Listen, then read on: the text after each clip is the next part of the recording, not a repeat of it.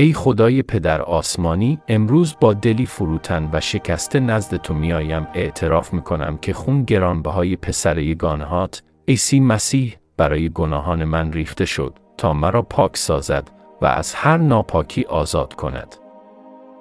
ای عیسی، ایمان دارم که زخمهای تو شفای مرا به همراه دارد و خون تو قدرت دارد که مرا آزاد، تطهیر و کامل سازد. جان، فکر و بدن خود را زیر پوشش خون تو قرار می دهم و از تو می خواهم هر بیماری، ضعف و شکست را لمس کرده و از بین ببری. ای خداوند، خون تو سپری است که مرا از هر حمله دشمن محافظت می کند و زندگی مرا تازه می سازد. شکرت می کنم برای محبتت، برای خون عیسی که تا ابد سخن می گوید و برای آرامش و قوتی که روح القدس می بخشد. این دعا را به نام قدرتمند عیسی مسیح می کنم. آمین.